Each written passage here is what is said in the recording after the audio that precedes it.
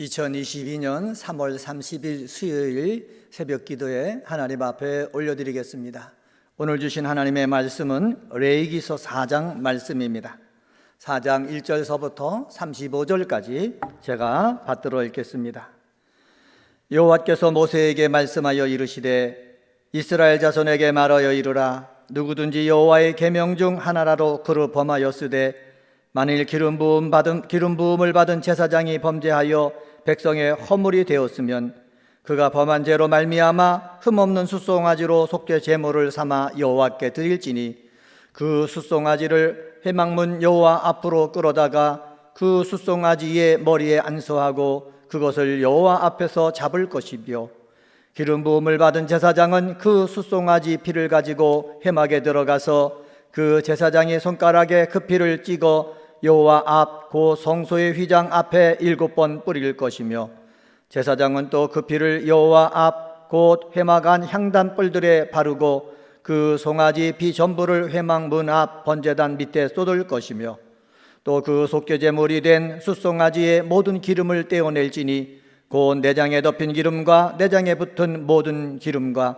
두 콩팥과 그 위의 기름 곧 허리 쪽에 있는 것과 간에 덮인 껍질을 콩팥과 함께 떼어내되 화목제 제물의 소액에서 떼어냄같이 할 것이요 제사장은 그것을 번제단 위에 불사를 것이며 그 숫송아지의 가죽과 그 모든 고기와 그것의 머리와 정강이와 내장과 똥 곧 그 송아지의 전체를 진영 바깥 재버리는 곳에 정결한 곳으로 가져다가 불로 나무 위에 사르되 그 재버리는 곳에서 불사를 지니라.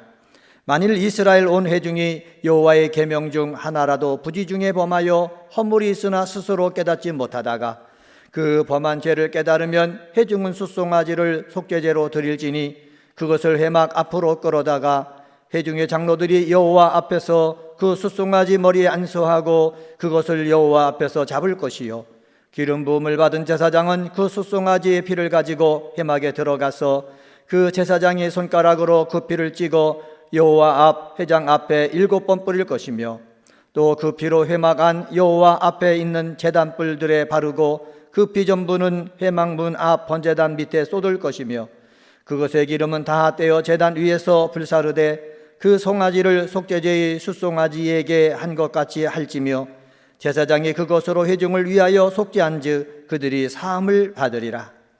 그는 그 숫송아지를 진영 밖으로 가져다가 첫 번 숫송아지를 사람같이 불사를지니 이는 회중의 속죄죄니라.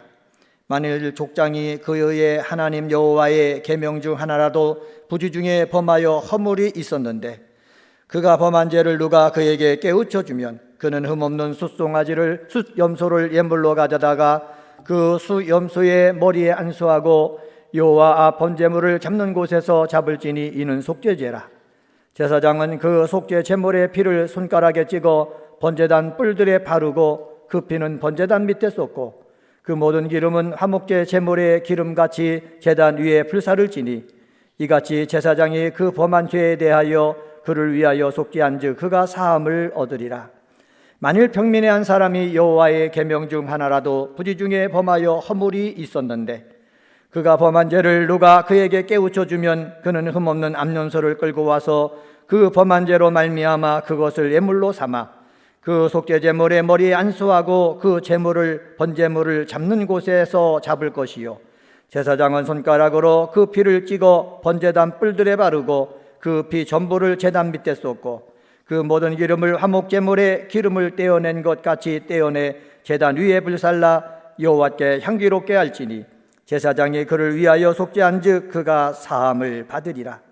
그가 만일 어린 양을 속죄제물로 가져오려거든 흠없는 암컷을 끌어다가 그 속죄제 제물의 머리에 안수하고 번제물을 잡는 곳에서 속죄제물로 잡을 것이요 제사장은 그 속죄제물의 피를 손가락으로 찍어 번제단 뿔들에 바르고 그 피는 전부 제단 밑에 쏟고 그 모든 기름을 화목제 어린 양의 기름을 떼낸 것 같이 떼내어 제단 위 여호와의 화제물 위에서 불사를지니 이같이 제사장이 그가 범한 죄에 대하여 그를 위하여 속죄한즉 그가 사함을 받으리라. 아멘. 레위기 4장 말씀을 봤습니다. 4장 말씀 중에서 1절에 보면은 이렇게 말합니다. 여호와께서 모세에게 말씀하여 이르시되 라고 말씀하시면서 뭐라고 말하느냐? 2절에 보면은 이스라엘 자손에게 말하여 이르되 누구든지 여호와의 계명 중에 하나라도 그릇 범하였으되 라고 말을 합니다. 이 삶을 살다 보면은 여호와의 계명을 어떻게 해요? 그릇 범하게 되는 일들이 있다는 거죠. 그런데 이 계명을 범하는 사람이 누구니까? 2절에 보면은 기름 부음 받은 제사장이 이 그릇 여호와의 계명을 범할 수가 있고, 13절 상반절에 보면은 이스라엘 온 회중이 여호와의 계명을 범할 수도 있고, 22절에 보면은 족장도 여호와의 계명 중에 하나라도 부지 중에 범할 수가 있고, 27절에 보면은 평민의 한 사람이 여호와의 계명 중 하나라도 부지 중에 범할 수가 있다라고 말하고 있습니다. 다시 말하면은 내가 알게도 모르게도 여호와의 계명을 어떻게 범할 수가 있다는 것입니다. 그럴 때는 어떻게 해야 되겠습니까? 허물이 있을 때는 뭐를 드려야 된다? 속죄제를 드려야 된다는 것입니다. 왜 속죄제를 드려야 됩니까? 내 허물로 인해서 하나님과 나 사이의 관계가 단절되어 있기 때문에 이 단절을 해결하기 위해서, 화목하게 하기 위해서 속죄제를 통해서 죄를 사함받는 일을 해야 된다라는 것입니다. 그래서 오늘은 속죄제를 드리자라는 제목으로 말씀을 전합니다. 첫 번째로 속죄제를 드려야 되는데, 죄를 깨달았을 때 속죄제를 드리라 합니다. 속죄제를 드리려면 먼저 죄를 깨달아야 한다는 것입니다. 속죄제를 드리는 일보다 깨닫는 일이 우선인 것을 알 수가 있습니다. 회중은 범죄할 수가 있습니다. 그러나 영적으로 무뎌갖고 깨닫지 못한다면은 그런 영적인 나병과 같은 거예요. 죄를 졌으나 죄인 줄 모르는 사람, 이런 사람은 무뎌진 사람이지요. 이렇게 무뎌지기 전에 내 마음에 거리낌이 있다면은 되돌아보고 여호와의 계명을 내가 어겼다라고 생각되어지면은 그때는 어떻게 해요? 회개해야 되는 거지요. 회개해야 하는 것이 무엇입니까? 율법에 의하면은 속죄제를 하나님 앞에 드리는 것입니다. 3절 하반절 말씀 보시기 바랍니다. 그가 범한 죄로 말미암아 흠없는 숫송아지로 속죄제물을 삼아 여호와께 드릴지니라고 말씀하고 있습니다. 13절 하반절서부터 14절에 보면 또 이렇게 말합니다. 허물이 있으나 스스로 깨닫지 못하다가 그 범한 죄를 깨달으면은 회중은 숫송아지를 뭐로 드려라? 속죄제로 드려라 라고 말을 하고 있습니다. 24절 말씀 보시기 바랍니다. 24절에 보면은 그 수염소의 머리에 안수하고 여호와 앞 범죄물을 잡는 곳에서 잡을지니 이는 속죄제라 말씀하고 있습니다. 제물을 머리에 안수하고 그리고 여호와 번제물을 잡는 곳에서 잡으라는 거예요. 뭐 하기 위해서? 속죄제를 하기 위해서 그렇습니다. 33절 말씀도 보시기 바랍니다. 33절에 보면은 그 속죄제 제물의 머리에 안수하고 번제물을 잡는 곳에서 속죄 제물을 잡을 것이요 라고 말씀하고 있습니다. 성도 여러분, 속죄제는 어떤 제사입니까? 하나님으로부터 빗나간 죄를 정결하게 하는 제사입니다. 번제, 소제, 한목제처럼 자원제가 아니라 반드시 드려야 하는 의무적인 제사가 바로 뭐냐? 속죄제라는 거예요. 여호와의 계명을 범했을 때에 속죄 제물이 흘린 피를 성소에 뿌려서 얻는 그러한 죄사함을 얻는 희생 제사입니다. 하나님의 계명을 범하지 않는 사람들이 없기 때문에 모든 사람이 드려야 하는 제사가 바로 무슨 제사예요? 속죄제입니다. 제사장도 죄를 범할 수 있다고 그랬습니다. 회중이나 족장이나 평민이 범할 수 있다고 그랬습니다. 그래서 자기의 실수나 그 다음에 부지 중에 범했을 때 어떻게 해요? 죄를 깨달으면 속죄제를 드림으로 말미암아 어떻게 됩니까? 하나님과의 관계를 한복하게 할 줄 아는 저와 여러분이 되어야 될 줄 믿습니다. 두 번째로 속죄제를 드려야 되는데 왜 속죄제를 드려야 되느냐? 속죄제물을 드려 죄사함을 받으라 합니다. 죄사함을 얻기 위해서 속죄제를 드리라는 것입니다. 구약시대에 기름 부음 받은 사람은 왕이 있습니다. 제사장이 있습니다. 선지자가 있습니다. 제사장은 어떤 사람입니까? 하나님 옆에 서는 사람입니다. 제사를 드려 하나님 앞에 영광 돌리는 사람입니다. 그런데 이러한 제사장이 죄를 범했단 말이에요. 제사장이 죄를 범했을 때에는 모든 백성들이 죄를 범한 결과가 된다고 성경은 말하고 있습니다. 성도 여러분, 내가 제사장이라든지 직분자가 되었단 말이에요. 직분자가 된 사람들은 어떻게 합니까? 거룩한 부담감을 갖고 사는 거예요. 목사도 거룩한 부담감을 갖고 삽니다. 장로님도 권사님도 집사님도 거룩한 부담감을 갖고 사는 거예요. 그래서 내가 죄를 범했으면은 죄를 범한 거 그대로 갖고 있지 말고 어떻게 속죄제물을 드려가지고 뭐를 받아야 된다? 제사함을 받아야 된다라는 것을 우리는 본문을 통해서 알 수가 있습니다. 아담의 삶을 살기보다는 둘째 아담이신 예수님을 본받는 삶을 누가 살아야 되냐? 저와 여러분이 살아야 되는 거예요.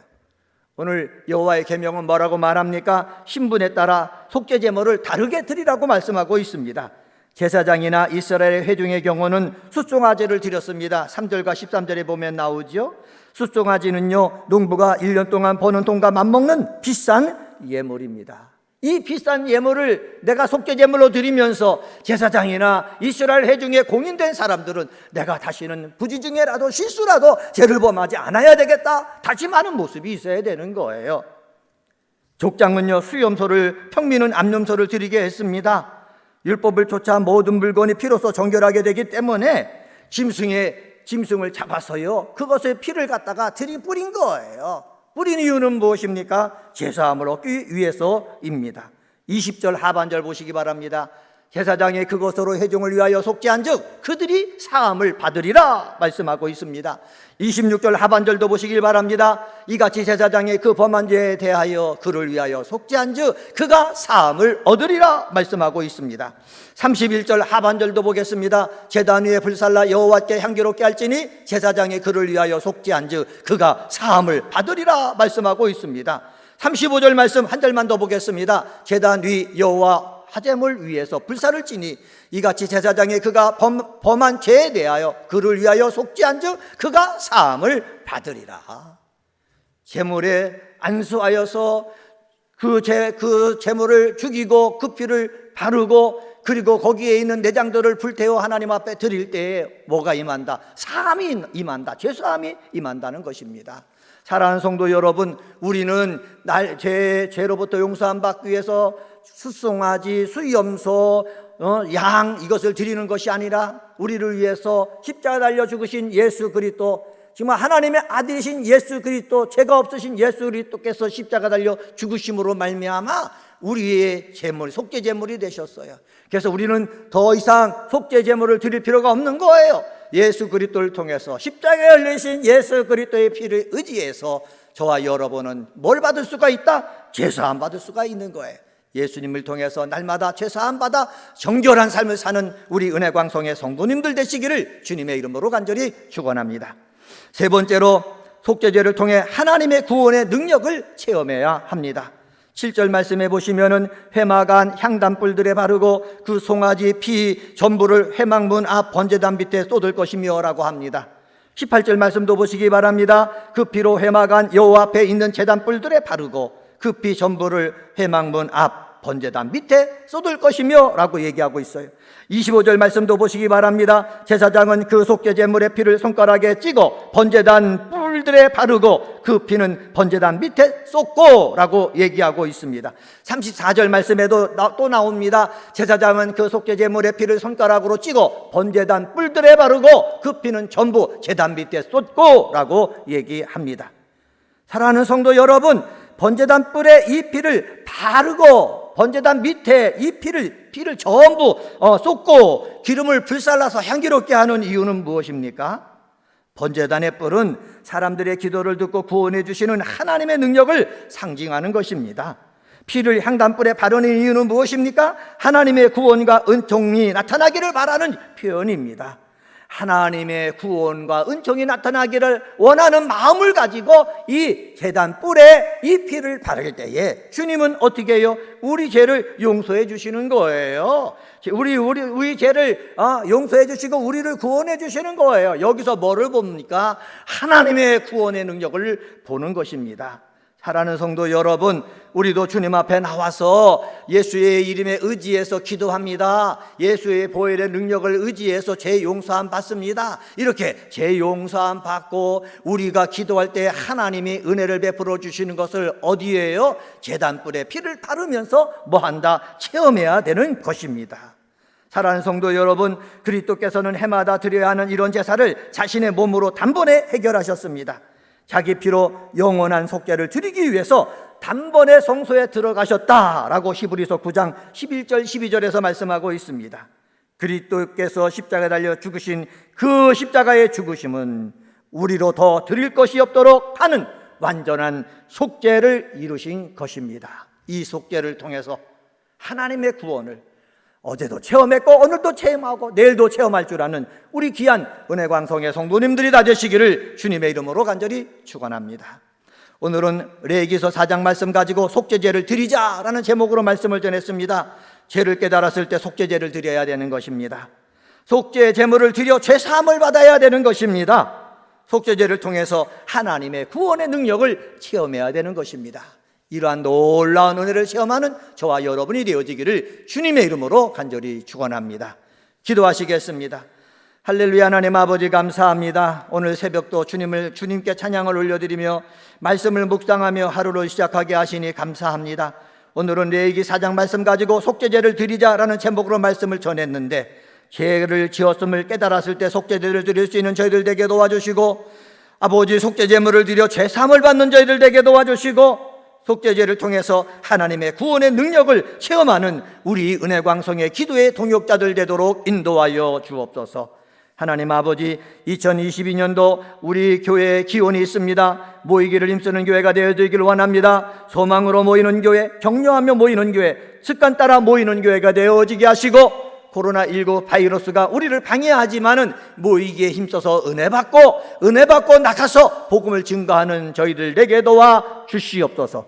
코로나19 바이러스에 걸려서 힘들어하고 있는 우리 성도님들이 많이 있습니다. 주님 찾아가서 위로하여 주시고 함께하여 주시옵소서. 물 가운데 불 가운데 지날지라도 해를 당하지 않도록 하나님의 능력의 손으로 인도하여 주실 줄 믿습니다. 하나님 아버지, 오늘 저녁에는 3일 기도회로 모입니다. 예배당에 모여서 찬양하게 하시고, 예배당에 모여서 기도하게 하시고, 예배당에 모여서 말씀을 듣는 가운데 은혜 받게 하여 주옵소서.